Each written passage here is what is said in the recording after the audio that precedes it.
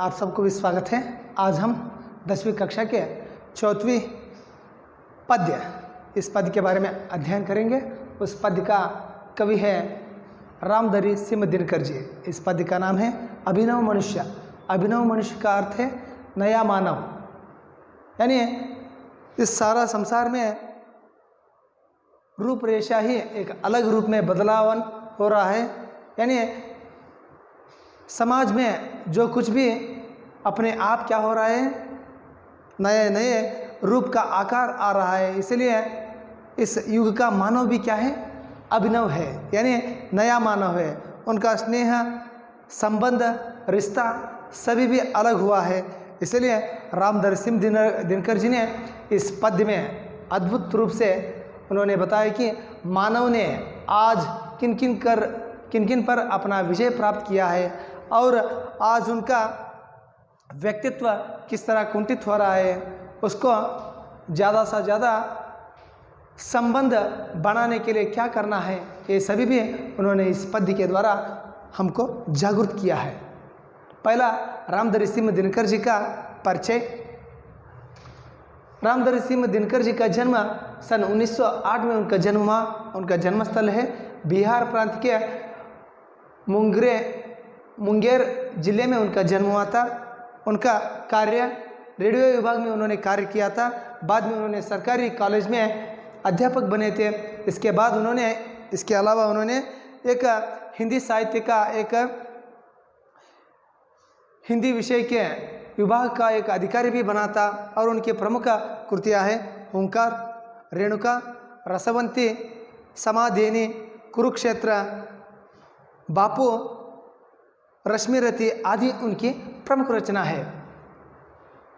उनको मिले गए पुरस्कार हैं ज्ञानपीठ पुरस्कार आदि पुरस्कार से उनको अलंकृत किया गया है। और उनका देहांत सन 1964 में उनका देहांत हो गया। ಮುದ್ದು ಮಕ್ಕಳೇ, ಇಂದು ನಾವು ಹೊಸದಾದಂಥ ಒಂದು ಪದ್ಯ ಅಭಿನವ ಮನುಷ್ಯ ಅನ್ನೋ ಒಂದು ಪದ್ಯದ ಬಗ್ಗೆ ಅಧ್ಯಯನ ಮಾಡೋಣ. ಅಭಿನವ ಮನುಷ್ಯ ಅರ್ಥನ ಎಷ್ಟೊಂದು ಅದ್ಭುತ ಇದೆ ನೋಡ್ರಿ. ಅಭಿನವ ಅಂದ್ರೆ ಹೊಸದಾದ ಮನುಷ್ಯ. ಇವತ್ತು ಜಗತ್ತೇನಾಗೈತಿ, ಸಂಪೂರ್ಣವಾಗಿ ತನ್ನದೇ ಆದಂಥ ರೂಪುರೇಷೆಗಳೊಳಗೆ ಬದಲಾವಣೆ ಆಗೈತಿ. ಮನುಷ್ಯ ಪ್ರತಿಯೊಂದು ವಸ್ತುವಿನ ಬಗ್ಗೆನೂ ಹೊಸದು ಕಂಡುಹಿಡಿತಾ ಬಂದಾನ. ಇವತ್ತು ನಾವು ಒಂದು ಕಣ ತೊಗೊಂಡ್ರೆ ಕಣದಕ್ಕಿಂತ ಸಣ್ಣದು ಪರಮಾಣು ಅಂದ್ವಿ, ಪರಮಾಣುಕ್ಕಿಂತ ಸಣ್ಣದು ದೈವ ಕಣ ಅಂತಂದು ಕಂಡುಹಿಡಿದ್ವಿ. ಇವತ್ತು ಮನುಷ್ಯ ಪ್ರತಿಯೊಂದು ವಸ್ತುನೂ ಹೊಸದಾಗಿ ಕಂಡುಹಿಡಿಯೋದನ್ನು ಕಲ್ತಾನ.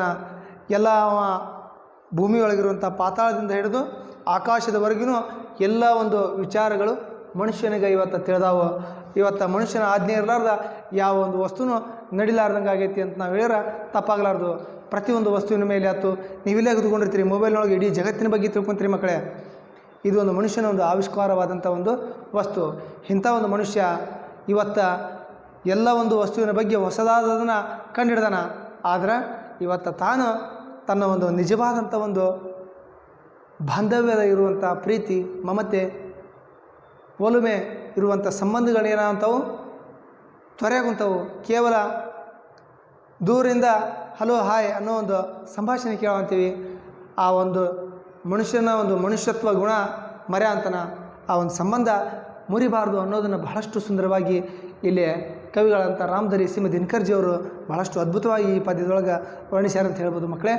ಇಂಥ ಒಂದು ರಾಮಧರಿ ಸಿಂಹ ದಿನಕರ್ಜಿಯವರ ಒಂದು ಜನ್ಮ 1908 ಆಯಿತು. ಅವರೊಂದು ಜನ್ಮಸ್ಥಳ ಬಿಹಾರ್ ಪ್ರದೇಶದ ಮುಂಗೇರ್ ಅನ್ನೋ ಒಂದು ಜಿಲ್ಲೆಯೊಳಗೆ ಇವರು ಜನ್ಮ ಆಯಿತು. ಇವರೊಂದು ಕಾರ್ಯಗಳು ರೇಡಿಯೋ ವಿಭಾಗದೊಳಗೆ ಕಾರ್ಯವಾಗಿ ನಿರ್ವಹಿಸಿದರು. ಜೊತೆಗೆ ಸರ್ಕಾರಿ ಕಾಲೇಜಿನೊಳಗೆ ಹಿಂದಿ ಅಧ್ಯಾಪಕರಾಗಿದ್ದರು. ಜೊತೆಗೆ ಹಿಂದಿ ಆ ಒಂದು ವಿಭಾಗದ ಒಬ್ಬ ಸಲಹಾಕಾರಿಗಳಾಗಿಯೂ ಕಾರ್ಯನಿರ್ವಹಿಸಿದರು.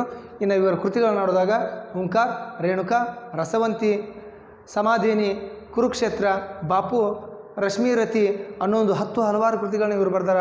ಇವರಿಗೆ ಪುರಸ್ಕಾರಗಳು ಬಹಳಷ್ಟು ಸಿಕ್ಕವು. ಆದರೆ ನಮ್ಮ ಒಂದು ಬುಕ್ದೊಳಗೆ ಕೊಟ್ಟಂಥ ಪುರಸ್ಕಾರ ಜ್ಞಾನಪೀಠ ಪುರಸ್ಕಾರ ಇವರಿಗೆ ದೊರೆತಿದೆ. ಜೊತೆಗೆ ಇವರ ಒಂದು ದೇಹಾಂತ ಯಾವಾಗೈತೆ ಅಂದಾಗ 1974 ಇವರೊಂದು ದೇಹಾಂತ ಆಯಿತು ಅಂತ ಹೇಳ್ಬೋದು. प्रस्तुत इस पद्य को इनकी कुरुक्षेत्र की षट्सर्ग से लिया गया है. प्रस्तुत पद्य भाग को इनकी कुरुक्षेत्र के षट्सर्ग से लिया गया है. ಮುದ್ದು ಮಕ್ಕಳೇ, ಈ ಒಂದು ಅಭಿನವ ಮನುಷ್ಯನ ಇವರು ಬರೆದಂಥ ಕುರುಕ್ಷೇತ್ರ ಅನ್ನೋ ಒಂದು ಕೃತಿ ಇದಲ್ಲ, ಇದರ ಒಂದು ಷಡ್ಸರ್ಗ ಅನ್ನೋ ಒಂದು 16ನೇ ಒಂದು ಭಾಗದಿಂದ ಒಂದು 6ನೇ ಒಂದು ಭಾಗದಿಂದ ಏನು ಮಾಡ್ರ ಈ ಪದ್ಯನ ತೆಗೆದುಕೊಂಡಿದ್ದಾರೆ. ಬಚ್ಚೋ आप सभी भी अपना किताब खोलिए. ಉದ್ದು ಮಕ್ಕಳೇ ನಿಮ್ಮ ಒಂದು ಪುಸ್ತಕ ತೆಗೀರಿ. पुट संख्या है 26. अभिनव मनुष्य. इस पाठ से आप क्या सीख सकते हैं? इस पाठ के द्वारा बच्चे स्नेह, मानवीयता, भाईचारा आदि का महत्व समझ सकते हैं. देखो इस पद्य के द्वारा आप सभी भी स्नेह भाव, भाईचारा और मानवीयता गुणों को आप उसका महत्व को समझ सकते हैं. ಮುದ್ದು ಮಕ್ಕಳೇ, ಈ ಪದ್ಯದ ಮುಖಾಂತರ ನೀವೇನು ತಿಳ್ಕೊಂತೀರಿ ಅಂದಾಗ ಪರಸ್ಪರವಾದಂಥ ಒಂದು ಸ್ನೇಹ ಭಾವನೆ, ಮಾನವೀಯತೆ ಜೊತೆಗೆ ಒಂದು ಸಹೋದರ ಭಾವನೆ, ಈ ಎಲ್ಲ ಒಂದು ಗುಣಗಳನ್ನ, ಈ ಗುಣಗಳ ಒಂದು ಮಹತ್ವತೆಯನ್ನು ಈ ಪದ್ಯದ ಮುಖಾಂತರ ತಿಳ್ಕೊಂತೀರಿ ಅಂದ್ರೆ ತಪ್ಪಾಗಲಾರ್ದು ಮಕ್ಕಳೇ. पद की ओर ध्यान रखिए. आज की दुनिया विचित्र नवीन. आज की दुनिया विचित्र नवीन. प्रकृति पर सर्वत्र है विजय पुरुष आसीन. प्रकृति पर सर्वत्र है विजयी पुरुष आसीन. देखो आज की दुनिया कैसी है? आज की दुनिया विचित्र और नवीन है और प्रकृति पर सर्वत्र है विजय पुरुष आसीन. ಮುದ್ದು ಮಕ್ಕಳೇ, ಎಷ್ಟೊಂದು ಅದ್ಭುತವಾಗೈತೆ ನೋಡ್ರಿ. ಇಂದಿನ ಯುಗ ಬಹಳಷ್ಟು ವಿಸ್ಮಯವಾಗಿ, ವಿಚಿತ್ರವಾಗಿ ಮತ್ತು ಕುತೂಹಲಕಾರಿಯಾಗಿದೆ. और कैसा है? ನವೀನ್ ಹೇ. ಹೊಸದಾಗಿದೆ. ಇಂದಿನ ಒಂದು ಜಗತ್ತು ಹೊಸದಾಗೈತಿ, ವಿಚಿತ್ರವಾಗೈತಿ, ಕುತೂಹಲಕಾರಿಯಾಗೈತಿ. प्रकृति पर सर्वत्र है. प्रकृति का हर तत्व पर भी मनुष्य का क्या है? विजयी है. ಪ್ರಕೃತಿಯ ಒಂದು ಅಣು ತೃಣಕಾಷ್ಟದೊಳಗೂ ಮನುಷ್ಯ ಏನಾಗ್ಯಾನ? ಗೆಲುವು, ವಿಜಯನ ಸಾಧಿಸ್ಯಾನಂದ್ರೆ ತಪ್ಪಾಗಲಾರ್ದು ಅಂತ ಹೇಳ್ತಾರೆ ಮಕ್ಕಳಲ್ಲಿ. हे बंदे नर के करो में वारी. हे बंदे नर के करो में वारी. विद्युत बाप हुक्म पर चढ़ता उतरता है पवन का ताप. हे बंदे नर के करो में वारी. विद्युत बाप हुक्म पर चढ़ता उतरता है पवन का ताप. देखो हे बंदे, बंदे का मतलब इसे बंदी बनाना. वह नर के हाथों में बंदी बन गया है. और वारी, वारी का यहाँ अर्थ मैंने लिखा है. वारी का अर्थ है जल. विद्युत, विद्युत है. बाष्प यानी वाष्प का यानी बाष्प होता है. और इनके हुक्म पर ये सभी भी चढ़ता उतरता है. और पवन का, इनके पवन का मतलब वायु, वायु भी इनके हुक्म पर चढ़ता है और उतरता है. हे नहीं बाकी कहीं व्यवधान. इतना ही नहीं, बाकी सभी व्यवधान भी इनका हुक्म पर चढ़ता है, उतरता है. कोई भी वहाँ रुकावट नहीं होता है. उनके हुक्म पर ही सभी चढ़ता उतरता है. लाग सकता नर सरित गिरी सिंधु एक समान. देखो मानव ने आज सरित गिरी, गिरी का मतलब पहाड़, सिंधु, सिंधु का मतलब सागर, सरित नदी, नदी, सागर और पहाड़ सबको भी एक समान बनाकर उसमें रहने वाला सभी चीज़ों पर उसको ज्ञान है और सबको सब पर भी उन्होंने विजय हासिल किया है. ಮುದ್ದು ಮಕ್ಕಳಲ್ಲಿ ಹೇಳ್ತಾರೆ, ಇಂದಿನ ಒಂದು ಜಗತ್ತು ಏನೈತಿ ಬಹಳಷ್ಟು ವಿಚಿತ್ರವಾಗಿದೆ, ವಿಸ್ಮಿತವಾಗಿದೆ. ಆದರೆ ಪ್ರಕೃತಿಯ ಒಂದು ಅಣುವಿನಲ್ಲೂ ಆ ಒಂದು ವಿಷಯದ ಜ್ಞಾನ ಮನುಷ್ಯ ಸಾಧಿಸಿದ್ದಾನೆ. ಇವನ ಒಂದು ಕೈಯಿಂದ ಇವನ ಕೈಯೊಳಗೆ ನೀರು, ವಿದ್ಯುತ್, ಬಾಷ್ಪ ಎಲ್ಲನೂ ಇವರ ಒಂದು ಆಜ್ಞೆ ಮುಖಾಂತರ ಏರ್ತೈತಿ, ಕೆಳಗೆ ಇಳಿತೈತಿ. ಜೊತೆಗೆ ಗಾಳಿನೂ ಇವನ ಒಂದು ಆಜ್ಞೆ ಮುಖಾಂತರ ಏರೋದು ಇಳಿಯೋದು ಮಾಡ್ತೈತಿ. ಅಂದರೆ ತಪ್ಪಾಗಲ್ಲ ಅಂತ ಹೇಳ್ತಾರೆ ಮಕ್ಕಳೇ. ಯಹಿ ನೈ ಬಾಕಿ ವ್ಯವಧಾನ್ ಬಿ ಹೇ. ಇದವಷ್ಟೇ ಅಲ್ಲ, ಪ್ರತಿಯೊಂದು ವಿಷಯದಲ್ಲೂ ಇವತ್ತು ಮನುಷ್ಯ ಗೆಲುವು ಸಾಧಿಸಿದ್ದಾನೆ ಅಂತ ಹೇಳ್ತಾರೆ. ಲಾಗ್ ಸಕ್ತ ನರ ಸರಿತ ಗಿರಿ ಸಿಂಧು ಏಕ್ ಸಮಾನ್. ಇವತ್ತಿಷ್ಟ ಅಲ್ಲ, ಮನುಷ್ಯ ನದಿ, ಬೆಟ್ಟ ಸಾಗರ ಎಲ್ಲವನ್ನೂ ಒಂದು ಸಮಾನ ಮಾಡ್ತಾನೆ. ಇವತ್ತು ನದಿ ನೋಡ್ರೆ ಮೀನಿನ ಹಾಗೆ ಈಜಾಡ್ತಾನೆ, ಬೆಟ್ಟ ಹತ್ತಂದ್ರೆ ಮಂಗನ ಹಾಗೆ ಬೆಟ್ಟ ಬಡ ಬಡ ಇರ್ತಾನೆ. ಜೊತೆಗೆ ಸಾಗರದೊಳಗೆ ಇರುವಂಥ ಮುತ್ತು ರತ್ನಗಳನ್ನ ತೆಗೆದು ತೊಗೊಂಡು ಬರ್ತಾನೆ.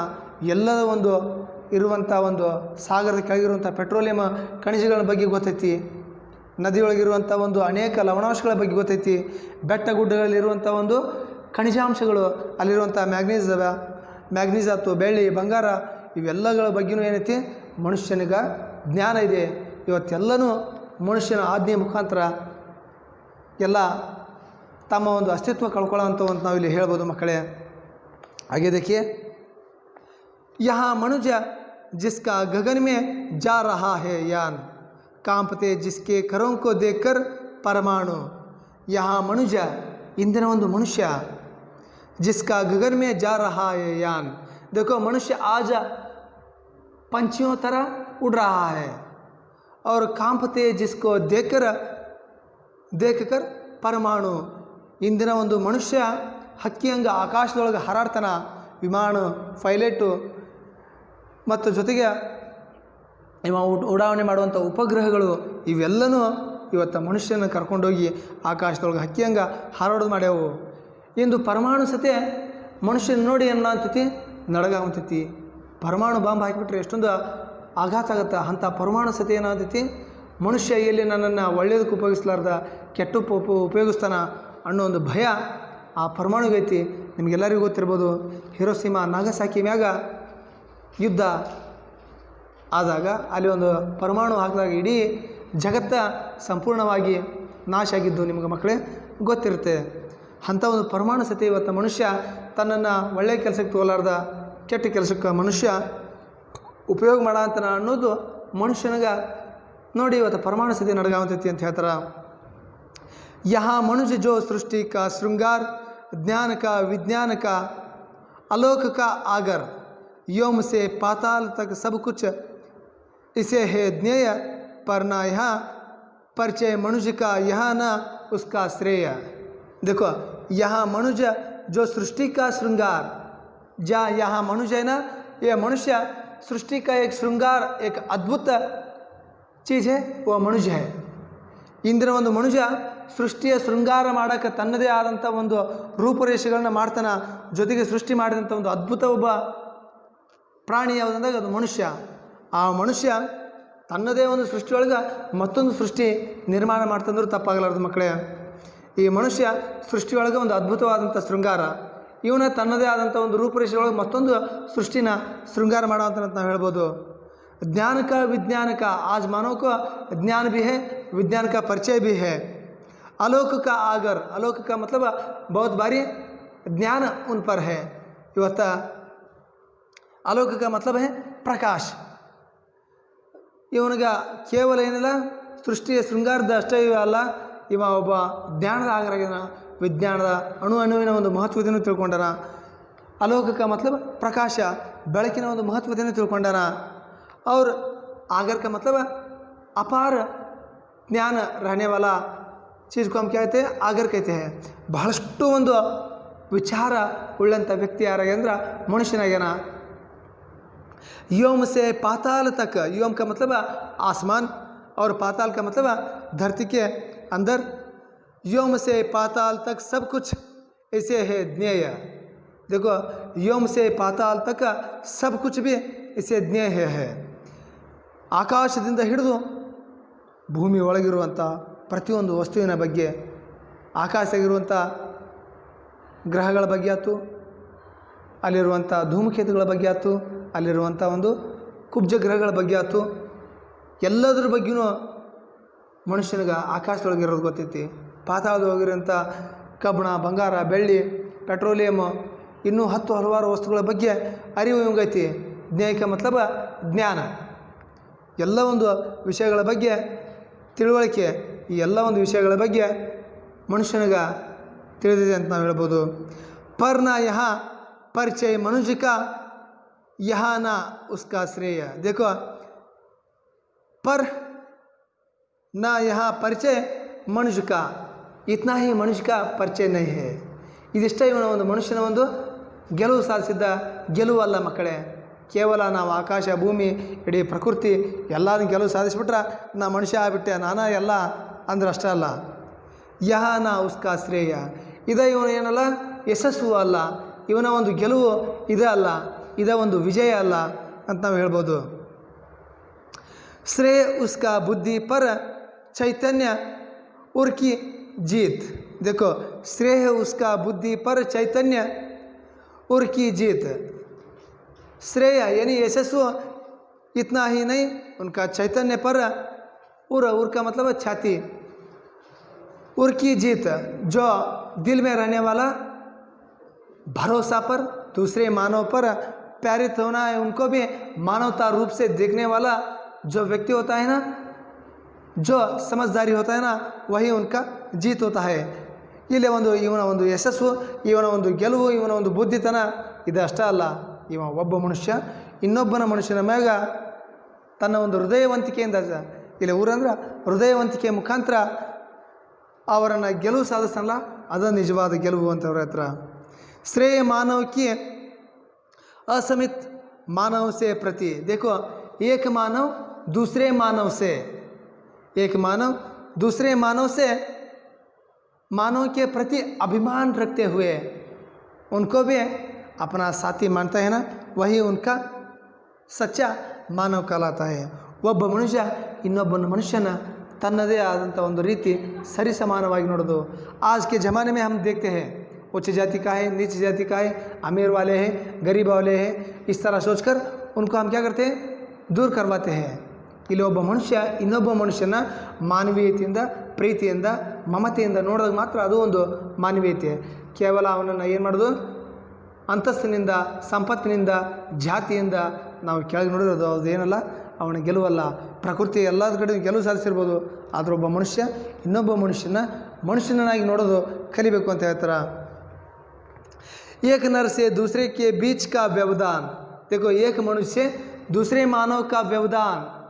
ಒಬ್ಬ ಮನುಷ್ಯ ಇನ್ನೊಬ್ಬ ಮನುಷ್ಯನ ಒಂದು ವ್ಯವಹಾರ ಮಾಡುವತ್ನೊಳಗೆ, ವ್ಯವಧಾನಕ್ಕೆ ಮತಲಬ ವ್ಯವಹಾರ, ಆ ಒಂದು ವ್ಯವಹಾರ ಮಾಡುವತ್ನೊಳಗೆ ಇವತ್ತು ಅಂತರ ಕಾಣ್ತೀವಿ ನಾವು. ಅವನಲ್ಲಿ ನಡಬರ್ಕ ಏನೈತಿ, ಒಂದು ಕೊರತೆ ಇದೆ. ಆ ಕೊರತೆ जो कुछ भी कमी है उस कमी को क्या करना चाहिए, मिटाना है. ಒಬ್ಬ ಮನುಷ್ಯ ಇನ್ನೊಬ್ಬ ಮನುಷ್ಯನ ನಾವು ನೋಡೋದನ್ನು ಬಹಳಷ್ಟು ಏನೋ ಒಂದು ಅಂತರ ಕಾಣೋದು, ಏನೋ ಒಂದು ಕೊರತೆ ಕಾಣೋದನ್ನು ನಾವಿಲ್ಲಿ ನೋಡ್ಬೋದು. तोड़ दे जो बस वही ज्ञानी वही विद्वान और मानव भी वही. जो कमी है ना उसे हम क्या करना है, छोड़ देना चाहिए. जो हम तो छोड़ दिए तो हमें क्या बन सकते हैं, ज्ञानी बन सकते हैं, हमें विज्ञानी बन सकते हैं और सच्चा मानव कहने वाला हम हो सकते हैं. ಈ ಒಂದು ಸಂಬಂಧ ಅಂತರ ಐತಲ್ಲ, ಈ ಅಂತರನ ನಾವು ಬಿಟ್ಟುಬಿಟ್ರೆ ಸಾಕು. ನಾವು ನಿಜವಾದಂಥ ಜ್ಞಾನಿಗಳು, ನಾವು ನಿಜವಾದಂಥ ವಿದ್ವಾನರು, ನಾವು ನಿಜವಾದಂಥ ಪಂಡಿತರು, ನಾವು ನಿಜವಾದಂಥ ಒಬ್ಬ ಮನುಷ್ಯರು ಅಂದರೆ ತಪ್ಪಾಗಲಾರ್ದು ಮಕ್ಕಳೇ. ಇದು ನಿಮ್ಮ ಒಂದು ಈ ಪದ್ಯ ಅಂತ ನಾವು ಹೇಳ್ಬೋದು. इस कविता का आशय है, ಈ ಪದ್ಯದ ಒಂದು ಆಶಯ, इस पद्य भाग में वैज्ञानिक युग और आधुनिक मानव का विश्लेषण हुआ है. कवि दिनकर जी इस कविता द्वारा यहाँ संदेश देना चाहता है कि आज के मानव ने प्रकृति के हर तत्व पर विजय प्राप्त कर ली है. देखो इस पद्य भाग में वैज्ञानिक और आधुनिक युग में मानव का विश्लेषण किया है. दिनकर जी इस कविता के द्वारा ये संदेश देना चाहता है कि आज के मानव प्रकृति के हर तत्व पर भी विजय प्राप्त किया है. ಮಕ್ಕಳೇ, ಈ ಒಂದು ಪದ್ಯದ ಮುಖಾಂತರ ಕವಿ ದಿನಕರ್ಜಿಯವರು ಒಂದು ಹೇಳ್ತಾರೆ, ಇಂದಿನ ಒಂದು ಆಧುನಿಕ ಮಾನವ ಜೊತೆಗೆ ಈ ಒಂದು ಹೊಸದಾದಂಥ ಮಾನವ ಪ್ರಕೃತಿಯ ಒಂದು ಎಲ್ಲದರಲ್ಲೂ ತನ್ನ ಒಂದು ಗೆಲುವು ಸಾಧಿಸಿದ್ದಾನೆ ಅನ್ನೋದನ್ನು ಹೇಳ್ತಾರೆ ಇಲ್ಲಿ ಕವಿಗಳು. परंतु कैसे विडंबना है कि उसने स्वयं को नहीं पहचाना. देखो यहाँ कहता है कि परंतु कैसे विडंबना है कि उसने स्वयं को नहीं पहचाना, अपने भाईचारे को नहीं समझा, अपने भाईचारे को भी उन्होंने नहीं समझा. ಈ ಒಂದು ಪದ್ಯದ ಮುಖಾಂತರ ಒಂದು ವಿಡಂಬನೆ ಇಲ್ಲಿ ಒಂದು ಖಡಾಖಂಡಿತವಾಗಿ ಖಂಡಿಸಿ ಹೇಳ್ತಾರೆ ಕವಿಗಳು. ಇಲ್ಲಿ ಮನುಷ್ಯ ಎಲ್ಲದರಲ್ಲೂ ಗೆಲುವು ಸಾಧಿಸ್ಯಾನಂತರ, ಆದರೆ ಇಂದಿನ ಮನುಷ್ಯ ತಾನು ಏನು ಗೆಲುವು ಸಾಧಿಸ್ಯಾನ ಅನ್ನೋದು ತನಗೆ ಗೊತ್ತಿಲ್ಲ. ತನ್ನ ನಿಜವಾದಂಥ ಒಂದು ಸಹೋದರತ್ವ, ಪ್ರೀತಿ, ಒಲಿಮೆ, ಈ ಒಂದು ಗುಣಗಳನ್ನ ಇವತ್ತು ಮರೆತು ಬಿಟ್ಟಾನಂತ ಹೇಳ್ಬೋದು ಮಕ್ಕಳೇ.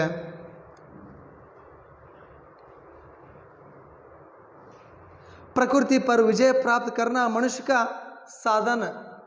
साधना है. देखो, प्रकृति पर विजय प्राप्त करना ही उनका साधना वो मानता है. ಪ್ರಕೃತಿ ಮೇಲೆ ಗೆಲುವು ಸಾಧಿಸ್ಬಿಟ್ರೆ ನಾ ಎಲ್ಲದರಲ್ಲೂ ಗೆಲುವು ಸಾಧಿಸ್ಬಿಟ್ಟೇನೆ ಅನ್ನೋದು ಮನುಷ್ಯ ಇವತ್ತು ತಿಳ್ಕೊಂಬಿಟ್ಟಾನಂತವ್ರ ಹತ್ರ. मानव के बीच स्नेह का बांध बांधना मानव की सिद्धि है.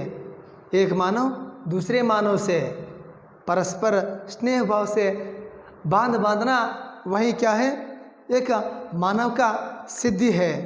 ಒಬ್ಬ ಮನುಷ್ಯ ಇನ್ನೊಬ್ಬ ಮನುಷ್ಯನ ನಡುಬರ್ಕ ಒಂದು ಸಂಬಂಧ, ಸ್ನೇಹ ಭಾವನೆ, ಸಹೋದರ ಭಾವನೆ ಬೆಳೆಸ್ಕೊಂಡ್ರೆ ಅದೇ ಒಂದು ನಿಜವಾದಂಥ ಒಂದು ಮಾನವನ ಗೆಲುವು ಅಂತಂದವ್ರು ಹೇಳ್ತಾರೆ. जो मानव दूसरे मानव से प्रेम का रिश्ता जोड़कर आपस की दूरी को मिटाए वही मानव कहलाने का अधिकारी होगा. देखो, जो मानव दूसरे मानव से रिश्ता जोड़कर अपना दूरी को मिटाकर एक मानव दूसरे मानव को मानवता से देख लिए तो वही सच्चा मानव कहलाएगा. ಒಬ್ಬ ಮನುಷ್ಯ ಇನ್ನೊಬ್ಬ ಮನುಷ್ಯನಲ್ಲಿರುವಂಥ ಒಂದು ಅಂತರನ ದೂರ ಮಾಡಿ ಪರಸ್ಪರ ಒಂದು ಸ್ನೇಹ ಭಾವದಿಂದ ಇದ್ರೆ ಅವನ ನಿಜವಾದಂಥ ಒಬ್ಬ ಮನುಷ್ಯ ಅಂದ್ರೆ ತಪ್ಪಾಗಲಾರ್ದು ಮಕ್ಕಳೇ. देखो, इस पद में कुछ प्रश्नोत्तर है. उस प्रश्न का उत्तर आप बताइए. आज की दुनिया कैसी है? आज की दुनिया कैसी है? आज की दुनिया नवीन और विचित्र है. मानव के हुक्म पर क्या चढ़ता और उतरता है? मानव के हुक्म पर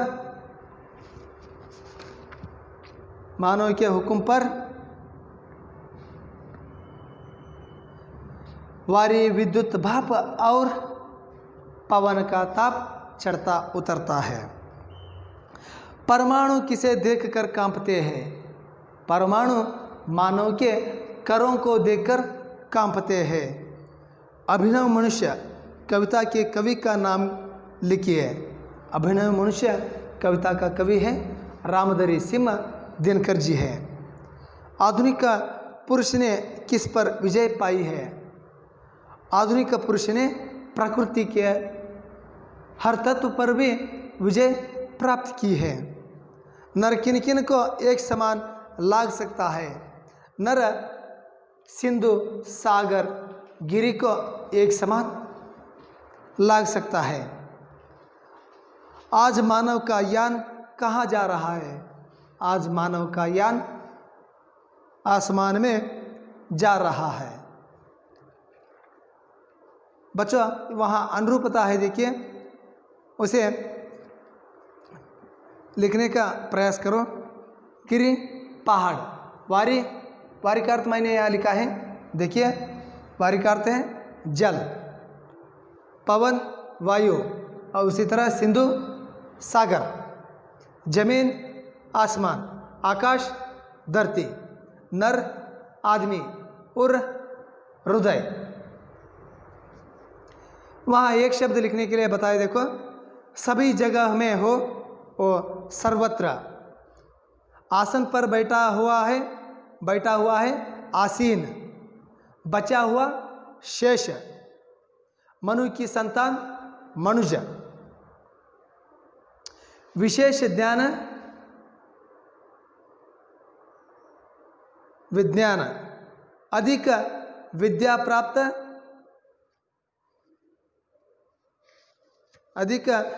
प्राप्त विद्वांस. या यहाँ विलोम शब्द आपको लिखने के लिए बताए, देखो, आज कल, नया प्राचीन, चढ़ता उतरता, समान असमान, ज्ञान अज्ञान, जीत हार, अपार सीमित, तोड़ जोड़.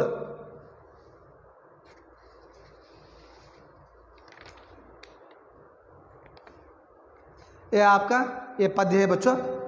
अगले पाठ में आपको मैं मिलूँगा। बहुत बहुत धन्यवाद।